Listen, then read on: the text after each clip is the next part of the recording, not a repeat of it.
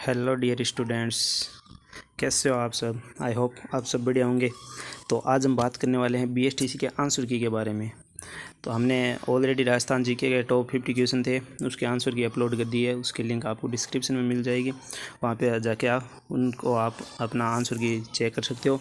तो अब इस सेशन में हम बात करने वाले हैं इंग्लिश के टॉप जो 50 क्वेश्चन थे, सॉरी जो 20 क्वेश्चन आए थे ना इंग्लिश के 20 क्वेश्चन, उसके आपको आंसर की मैं आज प्रोवाइड करा रहा हूँ। इस वीडियो के माध्यम से आपके सारे डाउट क्लियर हो जाएंगे, विद प्रूफ मिलेगा आपको।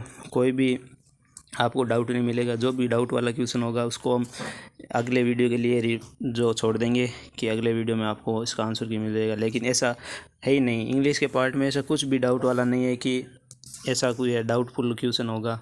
इंग्लिश के डाउटफुल क्वेश्चन नहीं थे, सारे के सारे क्वेश्चन ईजी थे। तो चलो बिना देरी के वीडियो को स्टार्ट करते हैं।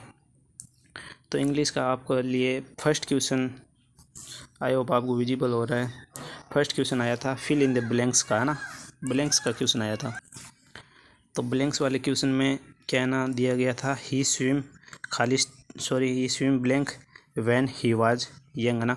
तो इसका राइट आंसर था, इसका राइट आंसर सी ऑप्शन होगा। इसका राइट आंसर सी ऑप्शन कैसे होगा मैं बता देता हूँ कि इसमें दी गई है पास्ट एबिलिटी, पास्ट कैपेसिटी या पास्ट एबिलिटी दी गई है। तो आपको पता है पास्ट एबिलिटी या पास्ट कैपेसिटी के लिए कुड का प्रयोग किया जाता है कि इसमें यह दिया गया है कि वह तैर सकता था जब वह जवान था, यानी वो पास्ट की बात कर रहा है। पास्ट की बात के लिए हमेशा कुड मॉडल का प्रयोग किया जाता है। आई होप आपने भी कुड किया होगा। तो चलो बढ़ते हैं नेक्स्ट क्वेश्चन की ओर। नेक्स्ट क्वेश्चन है what he said agrees blanks what I have already heard. ठीक है, तो इसमें राइट आंसर हो जाएगा बी ऑप्शन हमारा विद। विद कैसे आया, यह आपको पता है फिक्स प्रीपोजिशन होता है। एग्री के साथ हमेशा विद का प्रयोग किया जाता है। एग्री विद कि एग्री विद प्रयोग किया जाता है। एग्री के साथ हमेशा विद का प्रयोग किया जाता है। तो हमारा बी ऑप्शन राइट हो जाएगा। तो चलो नेक्स्ट क्वेश्चन देखते हैं। थर्ड नंबर क्वेश्चन है चूज द करेक्ट सिनोनिम। आपको सिनोनिम पता है, सिनोनिम का मीनिंग होता है पर्यायवाची, पर्यायवाची या सिमिलर, जिसे बोलते हैं सिमिलर वर्ड, है ना। बेस्ट एक्सप्रेस या सिमिलर वर्ड बोलते हैं सिनोनियम को। ठीक है, तो आपको वर्ड दिया गया था अबंडन। तो आपको सबसे पहले इसका मीनिंग पता होना चाहिए। तो मैं बता देता हूँ, अबंडन का मीनिंग होता है त्याग देना या छोड़ देना।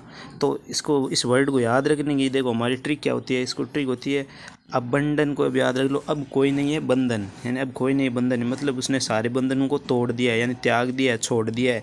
यानी इसका राइट आंसर हो जाएगा। हमें इसका पर्यायवाची पूछा गया तो फोरशेक। फोरशेक का मीनिंग भी होता है त्यागना, छोड़ देना। एक वर्ड और होता है गिव अप, गिव अप, जिसका मीनिंग भी वर्ड होता है GIVE UP, give up. Give up का मीनिंग भी होता है छोड़ देना, त्याग देना, जिसका ये अबंडन का सिनोनिम है। ठीक है, नेक्स्ट है फोर्थ नंबर क्वेश्चन में दिया गया है, डायरेक्शन दी गई है choose one word for the following phrase. तो इस फ्रेज के लिए आपको वन वर्ड बताना है। तो फ्रेज दी गई है someone appointed by two parties to settle a dispute, है ना।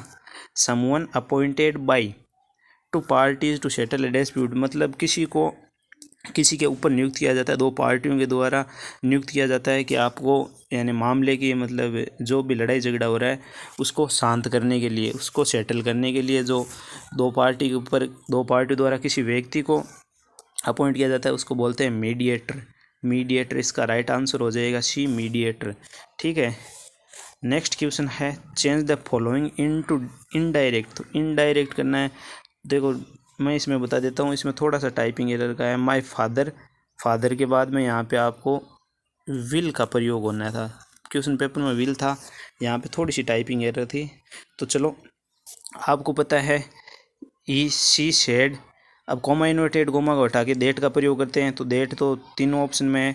ठीक है, आपको पता है विल है, विल का ये मॉडल है। विल को वुड में जब इनडायरेक्ट में बदलते हैं तो वुड में बदलते हैं। तो देखो ऑप्शन कौन से ऑप्शन में वुड आपको नज़र आ रहा है।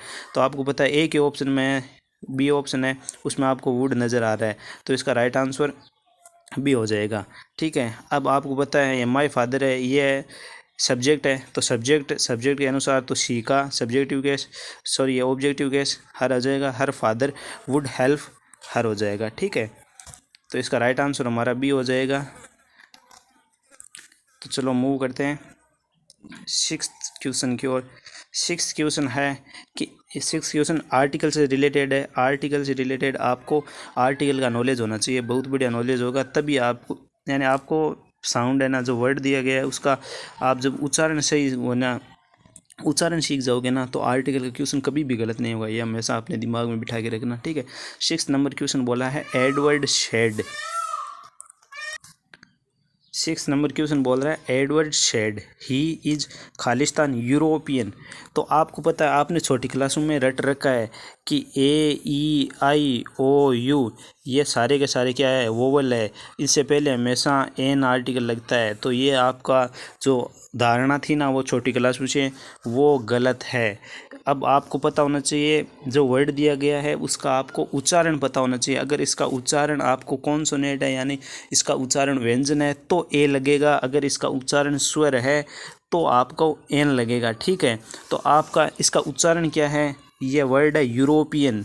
यूरोपियन, ठीक है, यूरोपियन, ठीक है।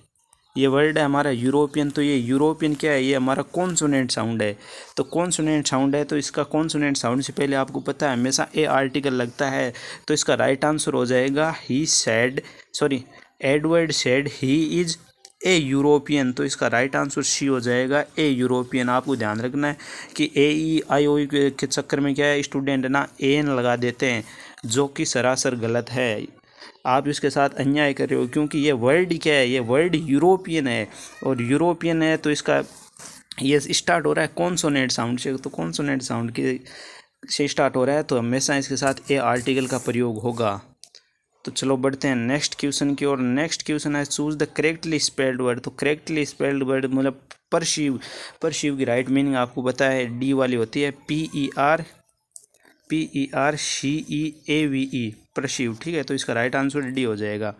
नेक्स्ट है आपका एरर पार्ट का क्वेश्चन आया था, find out the error part, यानी आपको कौन से पार्ट में गलती है वो आया था। तो the rise and fall of the tide, ठीक है, are due to lunar influence. तो इसका राइट आंसर मैं बता देता हूँ, इसका राइट आंसर बी ऑप्शन होगा, ऑफ द टाइड। यहाँ पे ऑफ द टाइड नहीं आएगा, तो इसका एरर पार्ट हो जाएगा बी वाले भाग में। आई होप आपने भी बी वाला भाग किया था। तो चलो बढ़ते हैं नेक्स्ट क्वेश्चन की ओर। नेक्स्ट क्वेश्चन में दिया गया चूज द एंटोनियम। एंटोनियम बताना है। एंटोनियम तो मैलिस, मैलिस तो आपको सभी को पता है, मैलिस का एंटोनियम हो जाएगा हैप्पीनेस, ठीक है, हैप्पीनेस। नेक्स्ट क्वेश्चन है an average cow blanks 1400 pounds. तो आपको पता है ये सेंटेंस दिया गया, ये सेंटेंस हमेशा कि ये यूनिवर्सल ट्रूथ है कि मतलब एक एवरेज वाली गाय, मतलब एक एवरेज गाय यानी साधारण गाय है, उसका मतलब मूल्य होता है, वो होता है 1400, ठीक है। तो ये यूनिवर्सल ट्रूथ के लिए हमेशा आपको पता है प्रेजेंट सिंपल का प्रयोग किया जाता है। प्रेजेंट सिंपल में वर्ब के साथ SEIS सब्जेक्ट के अकॉर्डिंग तो लगता है। तो हमारा यहाँ काउ क्या है, काउ सिंगुलर है, तो सिंगुलर के लिए हमेशा वर्ब के साथ SEIS लगेगा। तो यहाँ पे राइट आंसर ए ऑप्शन हो जाएगा, वाइज हो जाएगा, ठीक है। तो चलो बढ़ते हैं नेक्स्ट। तो मैं बता देता हूँ 10th जो हमारा क्वेश्चन था, इसका राइट आंसर ए हो जाएगा, ठीक है। बढ़ते हैं नेक्स्ट की ओर। नेक्स्ट है identify the kind of sentence. Sorry student, इसमें थोड़ा सा एरर है, ये एक्सक्लेमेटरी साइन है इसका, ये साइन ऐसा है, ठीक है, यानी इसकी जगह साइन क्या है, साइन थोड़ा सा उल्टा लग गया है, ठीक है, साइन ऐसा है। तो what a fool you are, exclamatory sign है। तो आपको पता है ये सेंटेंस, ये एक्सक्लेमेटरी सेंटेंस होगा, इसका राइट आंसर सी हो जाएगा। 12th क्वेश्चन है चेंज टू डायरेक्ट स्पीच। तो इसको आपको डायरेक्ट स्पीच बताना है, ठीक है। तो आपको पता है कि जब भी चेंज होता है वो डायरेक्ट टू इनडायरेक्ट में बदलते हैं। तो आपको पता है हमेशा पास्ट वाले चेंज, पास्ट वाला टेंस होता है ना, यानी रिपोर्टिंग स्पीच में आपको पास्ट वाला टेंस मिलेगा ना, तभी आपको चेंज करना है, अन्यथा नहीं करना है, ठीक है। तो यहाँ पे देखो ऑप्शन, पहले ऑप्शन डिलीट करते हैं। ये आस्क है, ये क्या है, ये प्रेजेंट है, तो इसका सी ऑप्शन तो सीधे डिलीट हो रहा है कि हमारा सी ऑप्शन नहीं होगा, ठीक है। अब आपको पता है कि इसमें इनडायरेक्ट कर रखा है लिव्ड, यानी वर्ब की सेकंड फॉर्म। तो पास्ट सिंपल किस में, प्रेजेंट सिंपल में चेंज होता है। तो देखो रिपोर्टेड स्पीच में प्रेजेंट सिंपल कौन से टेंस में है, तो आपको पता है प्रेजेंट सिंपल कौन से में, ये बी में ये लिव्ड है, ये पार्ट सिंपल है, ये नहीं होगा, और इसमें भी लिव्ड है, ये नहीं होगा, तो हमारा राइट आंसर ए हो जाएगा। ऐसे ऑप्शन को डिलीट करते ही आपको पता हो जाएगा, अगर थोड़ा बहुत भी आपको नॉलेज है तो। ठीक है, चलो बढ़ते हैं नेक्स्ट क्वेश्चन की ओर। नेक्स्ट क्वेश्चन है choose the correctly spelled word. तो आपको राइट स्पेलिंग बताना है। तो आपको पता है कमिटी में double M double T double E आता है कमिटी में, तो इसका ए ऑप्शन गलत हो जाएगा। और सक्सिव में डबल एस आता है, और फुल फील में क्या है, ए कल आता है। ठीक है, F U double L F I L, ठीक है, फुल फील। तो इसका राइट आंसर ये तो तीनों तो ऑप्शन हो गई हमारी गलत। ठीक है, मिस स्पेल्ड। आपको पूछा करेक्टली स्पेल्ड वर्ड, तो यानी राइट स्पेलिंग बताने है, तो इसकी राइट स्पेलिंग बैलून हो जाएगी, BALL बैलून। बैलून का मतलब होता है, सभी को पता है, बैलून का मतलब होता है गुब्बारा। ठीक है, तो इसका राइट आंसर हमारा बी ऑप्शन हो जाएगा करेक्ट। ठीक है, 14 क्वेश्चन में दिया गया है मैन फियर ब्लैंक डेथ। ठीक है, इसमें भी राइट आंसर पता होना चाहिए। ये आर्टिकल का क्वेश्चन है, आर्टिकल से रिलेटेड क्वेश्चन, तो डेथ से पहले हमेशा द आर्टिकल का प्रयोग किया जाता है।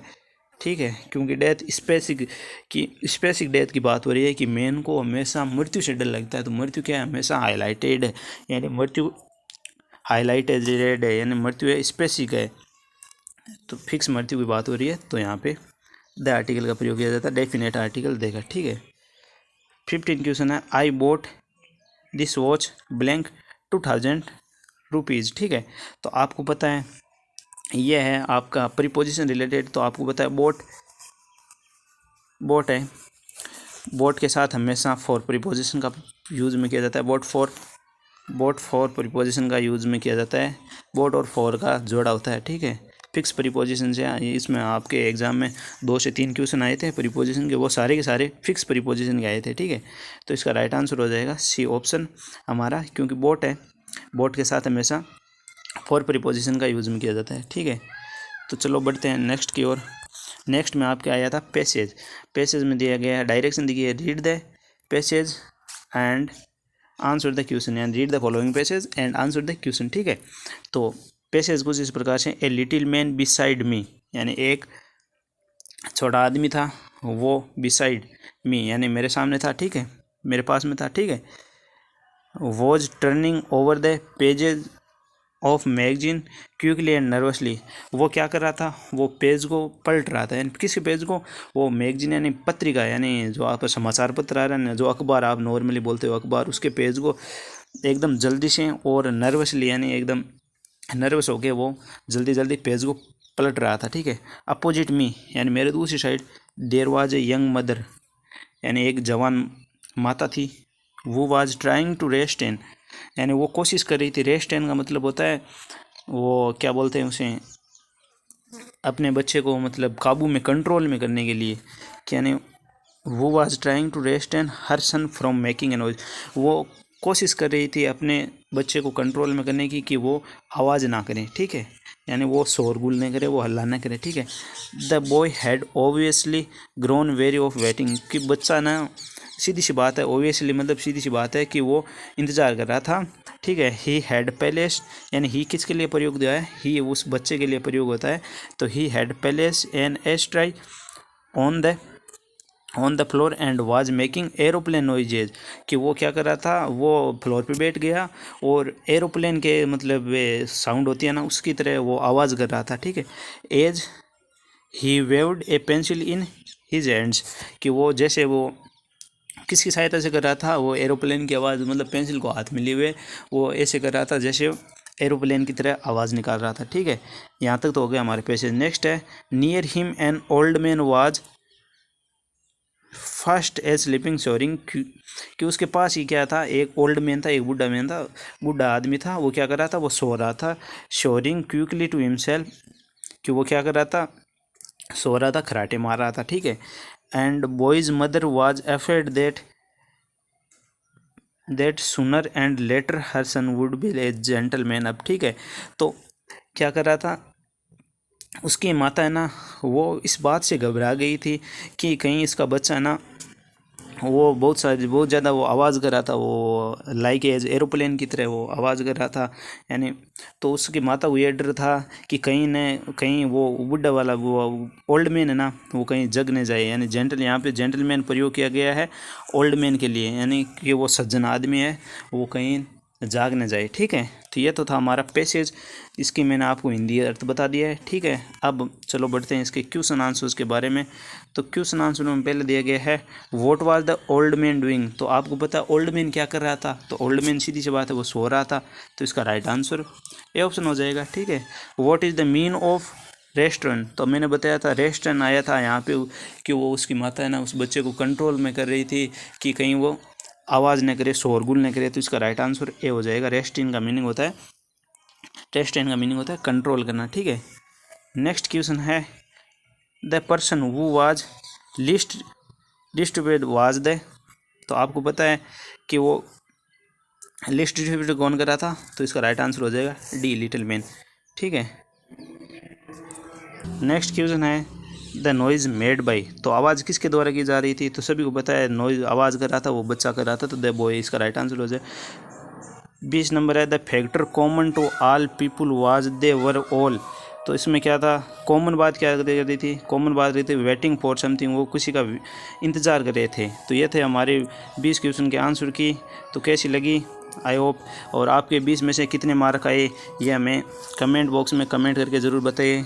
तो चलो वेट करते हैं नए आंसर की के साथ। तब तक के लिए love you all, good bye, जय हिंद, जय भारत।